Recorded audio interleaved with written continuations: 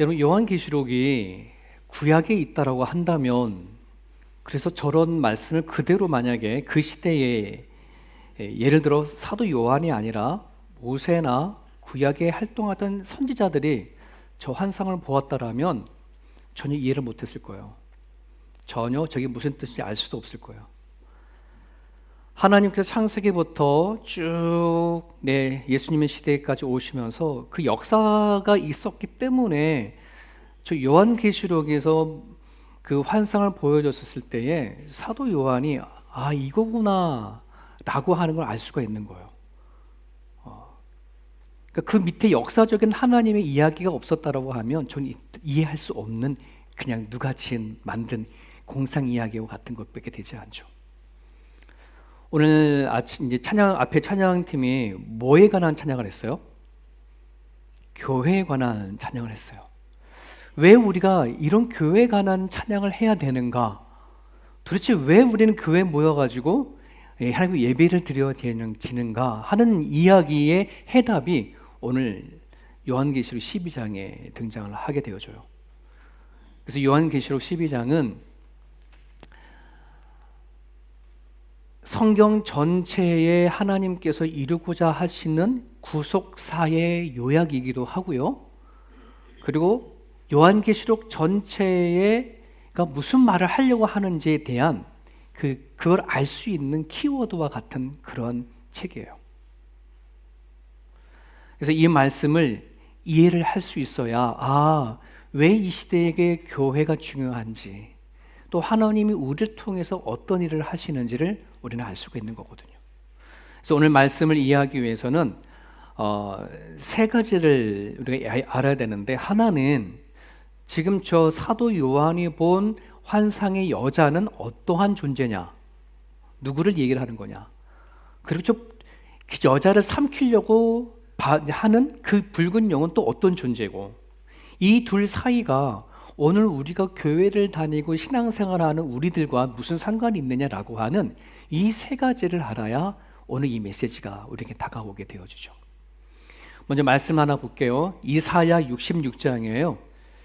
이사야는 구약에 있는 선지자고, 하나님께서 이사야를 이스라엘 백성들에게 보낼 때 어떤 예언을 하게 했냐면, 이제 곧 이스라엘이 하나님을 향한 그 믿음과 신앙이 바닥을 치거든요. 그래서 하나님은 아수르를 통해서 이스라엘을 멸망시키려고 그래요.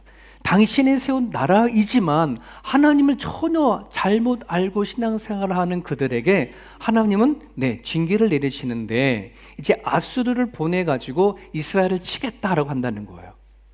그러니 앞으로 이스라엘 백성들에게 그는 그 상황이 고통이 있고 앞으로 어려움이 닥칠 얘기를 예언을 한 다음에 이사야 66장 끝장에서 뭐라 얘기하냐면 저렇게 얘기를 합니다. 저기 시온이라고 하는 말은 그 당시에 이스라엘을 얘기를 해요. 하나님이 거하시는 곳, 또 예루살렘을 상징하기도 하고요.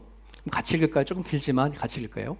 시온은 진통을 하기 전에 해산하며 고통을 당하기 전에 나말을 낳으리니, 이러한 일을 들은 자가 누구이며 이러한 일을 본 자가 누구이냐? 나라가 어찌 하루에 생기겠으며 민족이 어찌 한순간에 태어나겠느냐? 그러나 시온은 진통하는 즉시 그 아들을 순산하였도다. 시온. 오늘 요한계시록에서 말하는 해산하는 그 여자를 구약 이사야를 통해서 뭐로 얘기하냐면 시온을 얘기를 해요. 근데 그 시온이 해산의 고통을 해. 왜? 지금 그들은 아수르를 당해서 오는 여러 가지 고통과 아픔을 당할 거야. 하지만 하나님은 그 고통을 통해서 주시고자 하시는 아들이 있어. 그 아들이 누구냐? 시편에서는 이렇게 얘기를 합니다. 내가 나의 왕을 내 거룩한 산 시온에 세웠다 하시리로다. 내가 여호와의 명령을 전하노라. 여호와께서 내게 이르시되 너는 내 아들이라. 오늘 내가 너를 낳았도다. 내게 구하라. 내가 이방 나라를 내 유업으로 주리니. 그다음 뭐예요? 내 소유가 땅끝까지 이르리로다. 너가 철장으로 그들을 깨트리며 질그릇같이 부수리라 하시도다. 너가. 오늘 지금 요한계시록에서 해산하는 여인이 아기를 낳았을 때 그 아기를 뭐라 그래요? 철장을 부수는 자라고 얘기를 하잖아요. 그러니까 요한계시록에서 말하는 그 아이와 시편에서 말하는 시온이 낳은 아이는 같은 아이겠죠. 이랬을까요? 자, 그러면 저 여인이 누구라고 한다는 것을 우리는 이제 감을 좀 잡아요. 자, 그런데 자, 오늘 요한계시록 17절에 용이 여자에게 분노하여 돌아가서 그 여자의 남은 자손 곧 하나님의 계명을 지키며 예수의 증거를 가진 자들과 더불어 싸우려고 바다 모래 위에 섰다.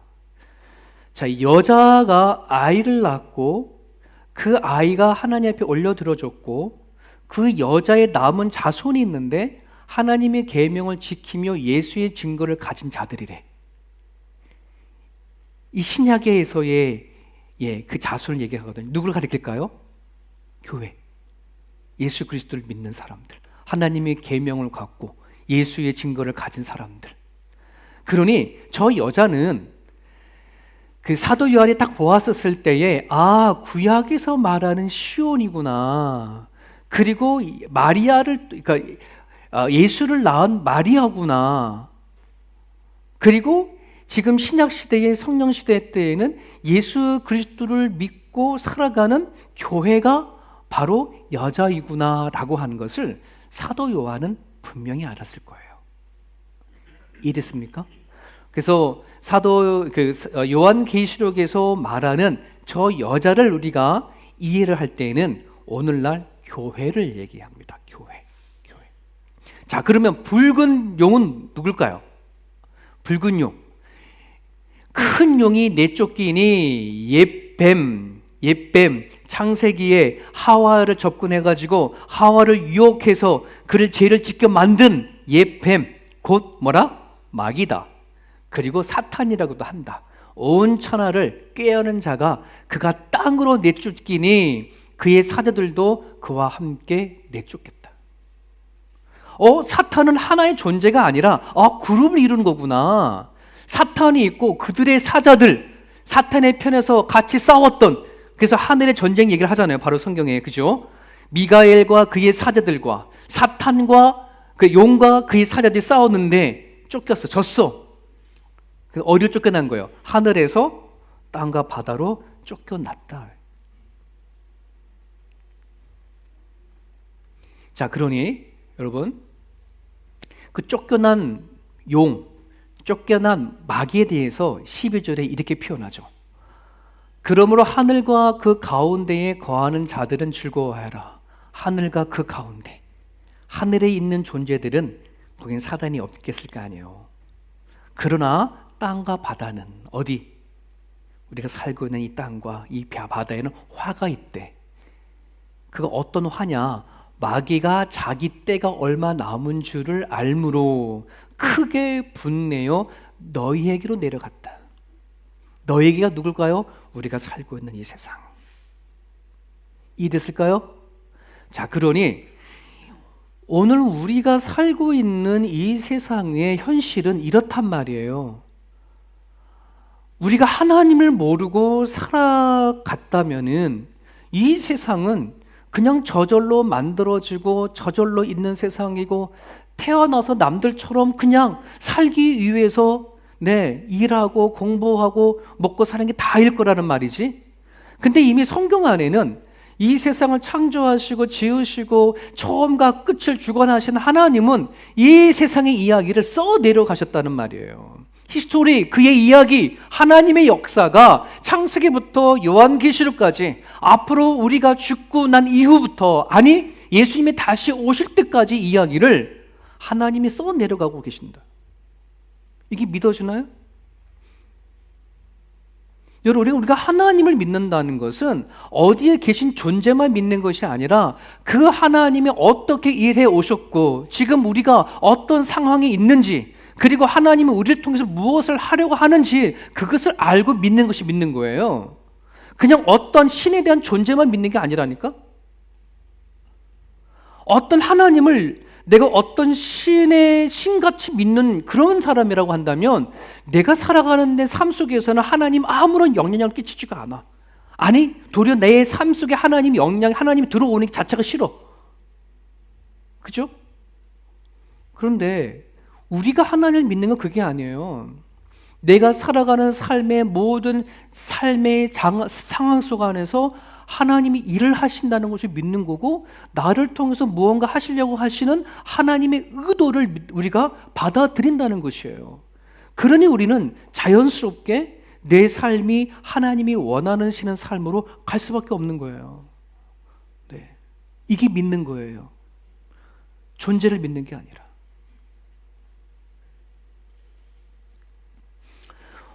오늘 6절과 14절에 자 볼까요? 그 여자가 누구라고요?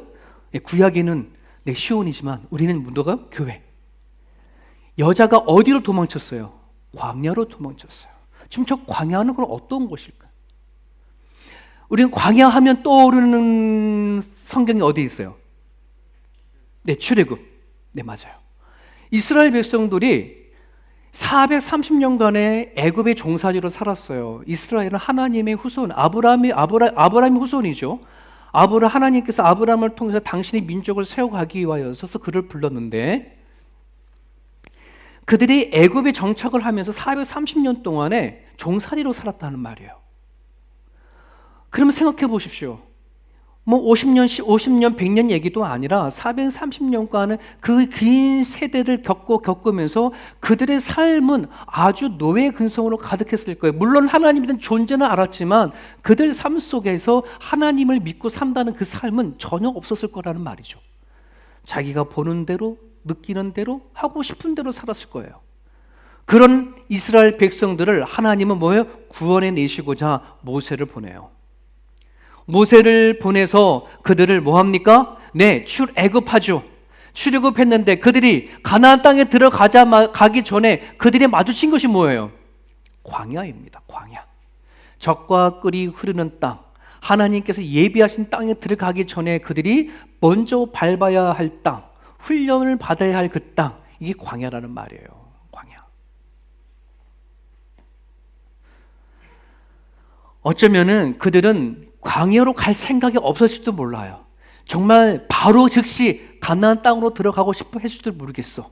하지만 자신들이 살아왔던 노예 근성이 그렇게 하게 만들어지지가 않았던 것 같아. 네.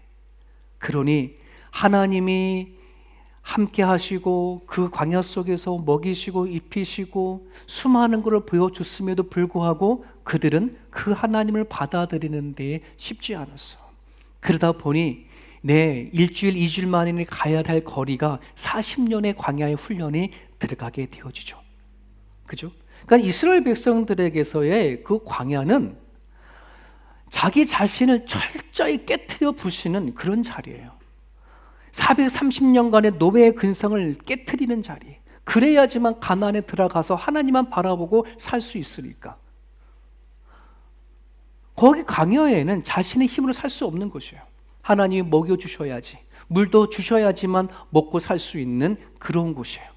그런데 알고 봤더니 하나님 그 광야는 뭐라 그럽니까? 하나님이 예비해 주신 곳, 작정하신 곳이라고 그렇게 얘기를 하고 있는 것이에요.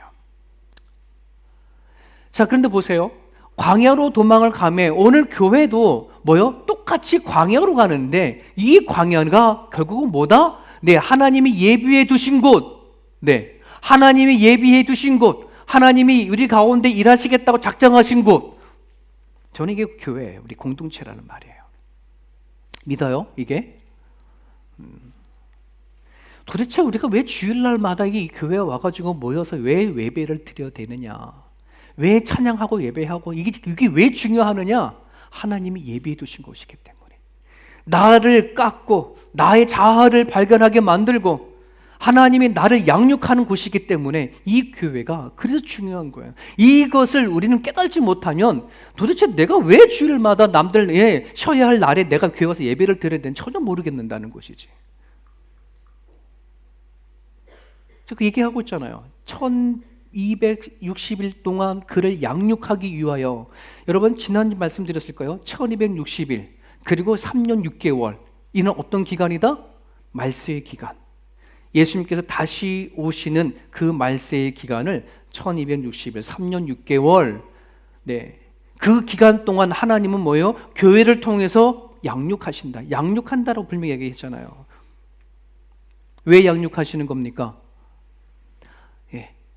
하나님이 당신의 나라에 들어가기 위해서 훈련시키는 거예요. 예수님과 함께 온 하나님의 나라가 어떤 나라인지를 보게 하고 경험케 하기 위해서 가르쳐 주시고 훈련시켜 주시는 곳이 바로 교회라고 한다는 것입니다. 자, 그런데 저기에 그냥 여자가 광야로 도망가지 않고요, 독수리 두 날개를 받아 광야로 갔답니다. 그럼 독수리 두 날개가 뭘까요? 출애굽기 19장 4절입니다. 같이 읽을게요. 시작. 내가 애굽 사람에게 어떻게 행하였음과 내가 어떻게 독수리 날개로 너희를 업어 내게로 인도하였음을 너희가 보았느니라. 너희가 보았느니라. 여러분, 우리 교회 안에 여자가 등에 뭘 달았대요? 독수리 두 날개를 얻었다는데, 교회 안에 독수리 날개가 있다는데 그게 뭐냐? 이스라엘 백성들이 출애굽해서 광야 생활을 하는데 하나님은 그들을 어떻게 했다고요? 독수리 날개를 너희를 업었답니다. 이게 무슨 뜻이냐? 시편 91편 여러분 돌아가서 읽어보세요. 하나님을 지존자로 삼고 하나님을 피난처로 삼은 사람들에겐 하나님께서 그들을 뭐요? 광야 생활을 할 때에 백주에 날라오는 화살과 수많은 전염병들과 그들이 걸어가다가 돌부리도 넘어지지 아니하는 하나님의 세밀한 간섭, 보호하심, 인도하심, 이게 뭐다? 독수리 날개라는 거예요. 독수리 날개치 올라간다라고 한다는 그것은 하나님의 보호하심이에요. 네, 그리고 하나님의 인도하심입니다. 마귀가 공격해 오고 마귀가 박해 오고 여자를 잡아먹으려고 달려가잖아요. 그럴 때에 그들을 살릴 수 있는 그것이 독수리 날개라는 말입니다. 교회에 그 은혜가 있어요. 교회가 왜 중요하는지, 내가 왜 교회 와서 예배를 드려야 되는지, 하나님이 약속하신 그 독수리 날개가 있는 곳이 바로 교회이기 때문에 그래요. 이해됐습니까? 네. 아까 우리가 분명히 찬양할 때에 다 교회가 난 찬양이에요. 예, 교회가 난 찬양이에요. 왜 우리는 그렇게 찬양할 수밖에 없냐면, 우리가 같이 모여서 찬양하고 기도하고 말씀하고 기도하는 과정 가운데 하나님은 우리를 양육하세요. 눈에 보이지 않는 하나님이 어떤 하나님인지 알려주시고 깨닫게 하시고 우리 가운데 찾아와 임한 하나님의 나라가 무엇인지 알려주십니다. 양육하십니다. 깨닫게 하십니다. 마귀는 눈에 보이지 않아요. 근데 그 마귀가 어떻게 우리에게 접근해 나오는지 그것 또한 알게끔 하시는 것이 바로 교회예요. 자, 그런데 볼까요? 이사야 37장입니다. 같이 읽습니다. 시작. 유다 족속 중에 피하여 남은 자는 다시 아래로 뿌리로 받고 위로 열매를 맺으리니 이는 남은 자가 예루살렘에서 나오며 피하는 자가 시온산에서 나올 곳임이라. 만군의 여호와 열심히 이를 이루시리라. 만군의 하나님의 열심히 뭘 이룬다? 예, 하나님께 피하는 자가 있기를. 되게 중요한 메시지죠. 여러분, 누가 하나님께 피할까요? 누가 광야로 피해갈 수 있을까요? 마귀의 공격을 알아채야 도망을 가지. 안 그래요? 여러분, 아까 그랬잖아요. 마귀가요, 분을 내서 너희에게로 내려갔다. 그러면 그 마귀가 우리가 살고 있는 이 시대에 지금 뭐 하겠다는 거예요? 끊임없이 일하고 있다는 거죠. 여러분들 일주일 동안 지내오시면서 야, 정말 내가 마귀가 나한테 열받게 해가지고서 내가 그 마귀와 싸우느냐고 죽는 줄 알았어. 혹시 그런 분 계셔요? 무슨 공상 만화 같죠, 이게? 지금은 어떤 시대인데 마귀 얘기하고 귀신 얘기하고 하늘나라 얘기하냐고 세상 사람들은 그렇게 얘기를 합니다. 근데 성경은 반드시 얘기하는 거예요. 우리가 살고 있는 이 세대는 마귀가 열받아서 어떻게 해서라도 한 영혼이라도 내 하나님과의 관계성 있는 존재를 끊어버리려고 그렇게 노력을 하고 있다는 거. 그런데 누가 그 하나님께 피하느냐? 마귀 존재를 알아야 피하는 거예요. 모르면 못 피합니다. 네. 다 피할 수 있는 것이 아니에요. 하나님을 알고 내가 하나님을 아니면 안 되겠다라고 하는 그 내 의지가 아니면은 내가 하나님을 피할 길이 없어요, 여러분. 주일날 교회 오는 거 그 생각을 갖고 있지 아니하면은 우리는 교회에 오기가 쉽지가 않아요. 네, 시간과 여건과 상황 속에 그저 내가 주일날 한번 교회 가는 게 뭐가 큰 대수냐 할지 모르겠습니다.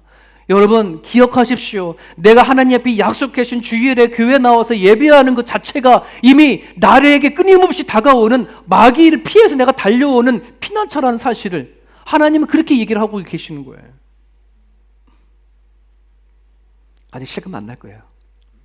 네, 마귀의 그 도전을 공격해오는 걸 알아야 내가 교회에 피난처로 도는지 알지. 같이 읽어볼까요? 시작. 마귀가 활동하는 목적은 네, 하나님의 계획과 사역을 방해하는 것입니다. 하나님의 열심이 있다고 그랬습니다. 어떤 열심이에요? 예, 당신이 예비해 두신 곳으로 사람들이 와서 피할 수 있도록 하게 하는 것. 세상의 마귀의 권세 안에 피해서 하나님의 보호하심과 인도하심이 있는 곳으로 들어오게끔 하는 하나님의 열심이 있거든요. 하나님의 계획이 있어요. 그러니 여러분 생각해 보세요. 마귀는 누구를 공격하겠어요? 하나님을 알려고 하는 그 모든 사람들은 다 표적인 거예요. 마귀의 표적인 거예요. 진짜 내가 예수를 믿고자 원하고 내가 하나님 안에 살고자 생각하시는 모든 사람들은 다 누구의 표적이다? 마귀의 표적이에요. 근데 마귀의 표적이 안 되는 존재가 있어요. 누구요? 하나님 믿으려 하지 않는 사람들. 그럼 그 사람들은 마귀에게 자유한가요? 아니요. 마귀에게 자유된 게 아니라 지난주 말씀드린 것처럼 이미 마귀의 존재 속에 있는 거예요. 마귀의 세력 가운데 있습니다.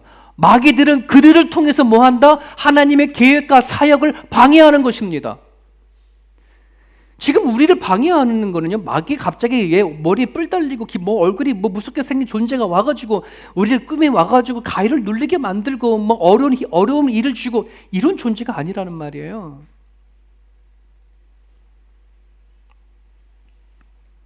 마귀도요, 인격적인 존재입니다. 하나님을 알지 못하는 자들을 통해서 하나님의 계획과 사역을 방해하게 합니다. 하나님을 믿고자 하는 사람들이 누군지를 알고 그 사람을 타겟으로 해서 공격을 해옵니다. 말씀 같이 봅니다. 요한복음 8장 44절 시작. 너희는 너희 아비 마귀에서 났으니 너희 아비의 욕심대로 너희도 행하고자 하느냐? 누구한테 한 말일까요? 예수님이 바리새인들과 사두개인들. 여러분 바리새인들과 사두개인 이미 그들은 하나님을 너무나 잘 알고 있는 사람, 구약의 율법을 너무나 잘 알고 있는 사람. 하지만 구약 속에 하나님께서 그렇게 당신의 역사를 써내려가겠다고 하나님의 뜻과 계획을 얘기하고 있음에도 불구하고 전혀 그걸 깨달지 못한 채 코앞에 메시아 예수가 있음에도 불구하고 받아들이려 하지 아니하는. 왜? 그 예수를 받아들이는 순간 자기네들이 지금까지 쌓아왔던 기득권이 무너져 버리거든. 하나님을 믿는 게 아닌 자기 자신이 쌓아왔던 기득권, 자기 유익, 이게 무너질까 봐 그런 예수를 거부하는 거예요. 그런 바리새인들과 사두개인을 향해서 뭐라 그러는 거예요? 너희 아비 마귀라 얘기하는 겁니다. 여러분 우리가 왜 구원을 받고 기쁘고 좋은지, 내가 예수를 하나님 아버지를 아버라고 부르기 전에 우린 누굴 마귀를 부른 거예요? 아버지를 불렀던 거예요? 마귀, 사단. 우리는 그걸 몰랐어. 예수를 만나기 전에, 하나님을 만나기 전에는 내가 사단을 아버지라고 생각하고 붙잡았던 거를 전혀 모르고 살았어.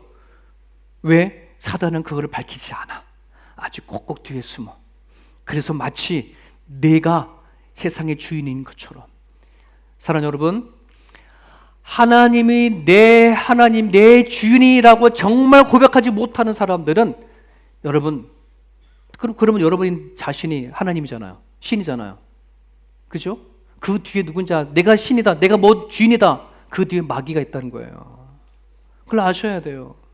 이게 영적 비밀이에요. 성경이 밝히는 내용이에요. 그러면 이 마귀가 도대체 어떻게 우리에게 접근해 올까? 어떻게 공격해 올까? 저거예요. 마귀는 우리의 생각 속에 뭘 심어들어요? 거짓된 생각. 오늘 15절에 뱀의 입에서 뭐요? 토해낸 강물이 강야로 도망치는 여인을 뭐 한다는 거예요? 삼켜버리려고, 쓸어버리려고. 그죠? 이 얘기가 뭔지 아세요? 구약 시대부터 지금까지 사단은요, 끝도 없이 거짓된 말, 거짓된 생각, 부정적인 것들을 심어 넣어버리는 거예요. 이게 그들은 말로 속이는 자입니다, 여러분. 말로 속이는 자예요.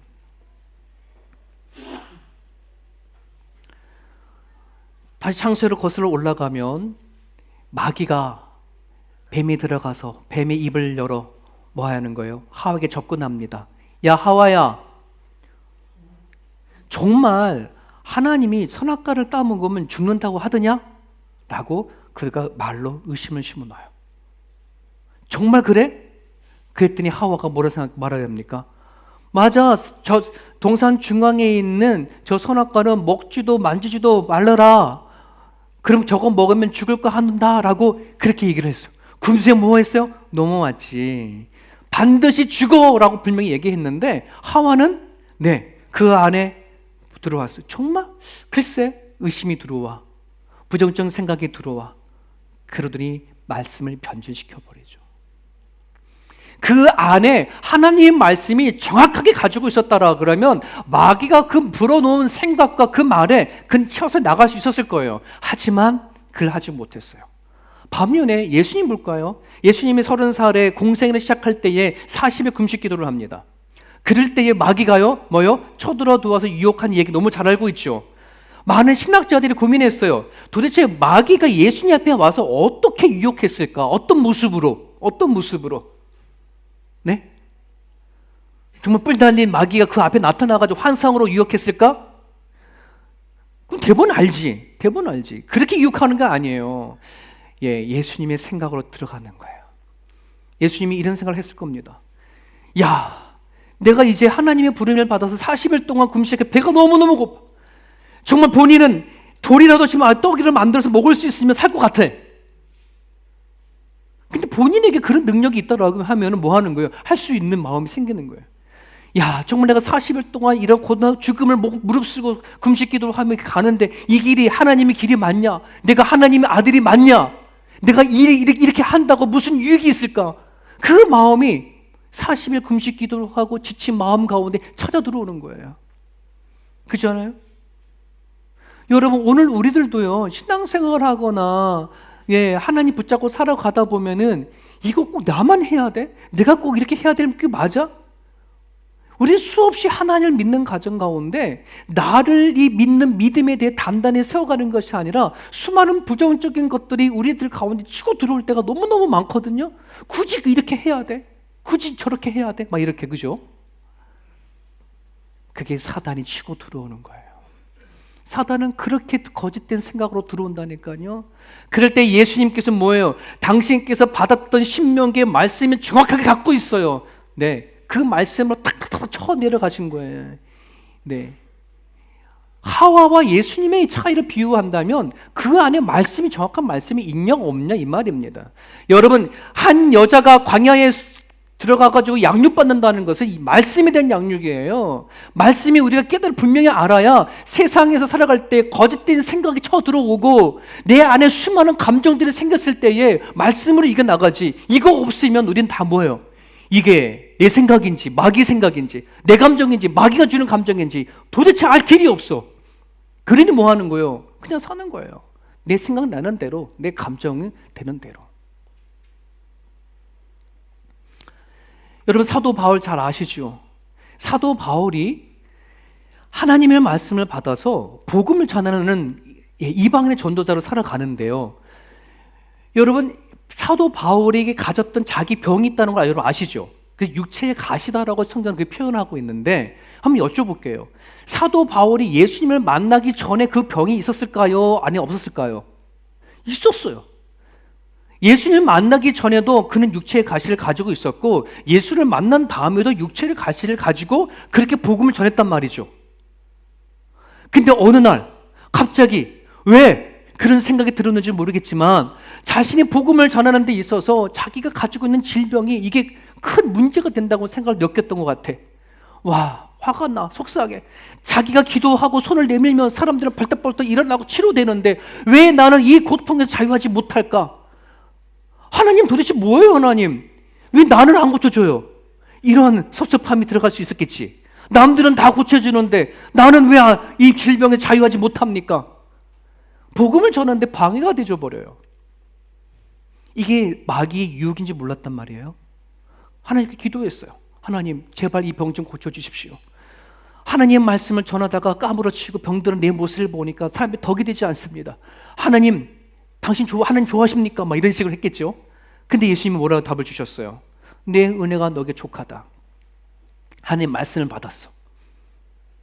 너가 그럼에도 불구하고 그 육체의 가시를 가지고도 불구하고 복음을 전한 네 모습에 내가 족하다. 내가 막 기쁘다. 이런 마음을 드디어 바울이 받은 거예요. 바울은 받은 거예요. 네. 육체의 가시를 이길 수 있을까요? 없을까요? 이길 수 있는 거예요. 내 육체의 가시가 때문에 복음 전하는 것이 방해가 되어지고 걸림돌이 되어졌는데, 아니 그 말씀에 대한 답을 얻다 보니 이제는 육체의 가시를 가지고 더 이상 하나님께 기도하지 아니하고 하나님이 그대로 받으신다고 하니 본인이 은혜가 되어진다는 거예요. 고린도후서에 이렇게 고백합니다. 같이 읽게요. 시작. 여러 계시를 받은 것이 지극히 크므로 너무 자만하지 않게 하시려고 내 육체의 가시, 그 사탄의 사자를 주셨으니 이는 나를 쳐서 너무 자만하지 않게 하려 하십니다. 처음에는 육체의 가시고 병인 줄 알았는데 사단이 사자였어. 이게 사자라는 말은 뭐냐면 사단이 도구로 썼다는 말이야. 자기의 상처를. 이해됐습니까? 여러분, 오늘 우리들도요, 보십시오. 내가 연약하다라고 하고 내가 살아가다가 힘들다고 하는 그 모든 것들이 사단이 그걸 너무나 기가 막히게 알아서 자기의 도구로 쓰는단 말이지. 그것이 하나님의 말씀으로 답을 얻지 못하면은 뭐냐면 그건 사단의 도구일 뿐이에요. 하지만 하나님의 말씀에 답을 얻으면 그거는 뭐가 된다? 은혜가 되더라. 은혜가 되더라. 내가 하나님의 말씀으로 이겨나갈 수 있는 힘이 되더라 한다는 것이에요. 한번 보시죠. 여기에 누가 자기의 단점이 없는 사람들이 어디 있습니까? 열등감이 없는 사람이 어디 있겠습니까? 내 자존심 하나 붙잡고 살아가는 사람들이 얼마나 되어집니까? 그런데 여러분, 그것이 하나님 앞에 말씀의 답을 얻지 못하면은 사단이 뭐가 된다요? 네, 사자가 돼. 사단이 이용하는 도구가 되어진다는 말이에요. 그래서 우리는 하나님 안에서 양육을 받아야 돼요. 그 얘기예요, 그 얘기.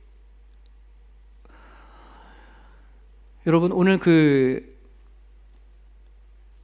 뱀이 입에서 나오는 물로 여자를 막 쓸어 버리려고 했었을 때 그걸 누가 처리해줘요? 어떻게 처리가 되죠? 땅이 갈라져 가지고 뭐 하는 거예요? 그 물을 다 빼갔죠. 도대체 이 얘기가 무슨 말인지 아세요? 구약에서 땅이라고 얘기했었을 때에 이 사건은요, 이스라엘 백성들이 하나님의 부르심을 받아서 나왔어. 하나님은 모세와 아론을 권위를 가지고 세웠다는 말이지. 하지만 고라 자손이라고 하는 존재가요, 이 하나님의 하신 말씀에 응답해 받아들이지를 않는 거예요. 왜 모세고 왜 아론이냐? 우리도 지도자를 세우라. 나름대로 하나님이 인정한 것을 부인해버린 거예요.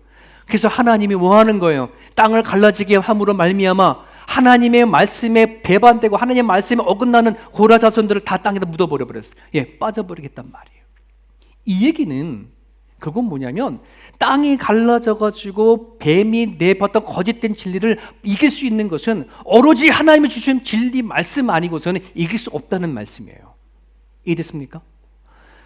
제임스 패커라고 하는 사람이 하나님이 인도하셔야 하는 책에 우리가 태어나면서부터 가지고 온 본능적인 교만함이 있다는데 4가지를 얘기하고 있어요. 얼굴의 교만. 난 쟤보다 좀 나아. 생김새에 대한 거. 나는 저 사람들보다 좀 나은 뭔가 갖고 있어. 이런 얘기. 인종의 교만. 네, 나름대로의 내가 갖고 있는 민족에 대한 우월성, 직위의 교만, 내 위치의 교만. 그리고 은혜의 교만이 있는데 이 3가지 교만 중에 가장 지독하고 가장 안 좋은 게 뭘까요? 은혜의 교만이라 그러는 거예요. 도대체 저 사람 하나님을 믿었다는데 왜 저 모양 저 꼴이냐? 내가 하나님 받은 은혜는 교만이 아니라 은혜를 많이 알면 알수록 겸손하고 낮아져야 되는데 도리어 은혜 받은 사람들이 교만해. 그죠? 왜 교만합니까? 나는 이렇게 열심히 봉사하고 섬기고 뭐 하는데 저 사람들은 교회를 다닌 지 오래됐는데 왜 저 사람들은 아무것도 하지 않느냐라고 하는 마음이 막 여기서부터 올라오는 거죠. 저 사람 기도도 하지 않아. 집사라고 하는데, 장로를 하는데, 권사님 하는데 예배하지도 않아. 이게 은혜의 교만이에요. 내가 하나님 앞에 나와서 받은 은혜가 있으면 이게 다 기쁨이고 감사해야 되는데, 낮아져야 되는데, 그죠? 오늘 내가 마귀에게 유혹을 받고 있느냐, 공격을 받고 있느냐, 무엇으로 아느냐면 저거로 압니다. 오직 오늘이라 일컫는 동안에 매일 피차 권면하여 너희 중에 누구든지 죄의 유혹으로 완고하게 되지 않도록 해라. 죄의 유혹을 받은 사람들, 마귀의 도전을 받은, 공격을 받은 사람들에게는요, 마음이 완고하게 돼요. 완고하게 된다는 말은 하나님에 대한 생각과 감정이 죽어버린 것, 하나님에 대한 생각과 마음이 무뎌져 버리는 것. 내가 살아간 삶의 현장 가운데 하나님 한 번도 생각이 나지도 않아. 정말 어떤 특별한 일이 일어났는데도 불구하고 내 감정이 동하지도 않아. 이거는 마귀 안에 뭐예요? 공격당한 거예요. 유혹당한 거예요. 주기도 얘기하잖아요. 시험에 빠지지 않기를 기도해라. 이 얘기는 우리가 살아가는 날 동안에 하나님에 대한 생각과 감정을 예민하게 발동하라, 이런 말이에요. 그 마음이 죽지 말라는 뜻입니다. 마귀가 모든 시험을 다 한 후에, 이게 누구냐면 마귀가 예수님을 다 시험을 했어요. 그런다면 뭐라고 하냐? 얼마 동안 떠나니라. 여러분, 이게 되게 무서운 메시지예요. 영어로 보면 뭐라 되어 있습니까? Until an opportune time이라 되어 있어요. opportune, 근데 기회의 시간. 이거 뭐냐면 마귀가 예수가 말씀을 접근하고 이길 때에 잠시 떠나는 것이지, 마귀는 예수 틈만 나면 뭐 하겠다는 거예요? 다시 오겠다는 거예요. 마귀가 그래요, 여러분. 하나님의 아들 예수한테도 이렇게 접근하는데 우리한테는 뭐 한번 하고 말아버릴까요? 끊임없이 우리의 생각 속에 들어와, 감정 가운데 들어와. 하나님의 말씀 아니면 이길 수 없어요. 우리들이 신앙의 곡선이 왜 이렇게 춤을 추는지 아십니까? 하나님의 말씀이 확고하지 않으면 그래요. 때로는 하나님이 가까이 계신 것 같고, 때로는 하나님이 멀리 계신 것 같고. 사랑하는 여러분, 오늘 이 말씀을 붙잡으십시오. 마귀가 우리 가운데 존재를 해서요, 끊임없이 생각과 내 감정에 파고 들어와서 부정적인 생각을 주시고 하나님에 대한 생각을 무디어버리게 만드는 그 존재가 반드시 있다는 사실을 하나님 말씀으로 이기십시오. 그리고 교육 받으십시오. 양육 받으십시오. 내가 기도하는 훈련을 가지시고 말씀을 붙잡아야 내 생각과 내 감정에 빠지지 않게 되어집니다. 오늘 주신 말씀 붙잡고 기도합니다. 시험에 빠지지 않기를 다시 한번 기도해 주시고, 내가 만약에 시험 속에 있어서 살아간 삶의 현장 가운데 하나님의 생각나지도 않고 내 감정이 묻어졌다고 생각하면은요, 하나님 다시 이길 수 있는 말씀을 주십시오. 다시 하나님 앞에 매달리기 소망합니다라고 하는 간절한 마음으로 이 시간을 하나님 앞에 기도했으면 좋겠습니다. 같이 기도합니다.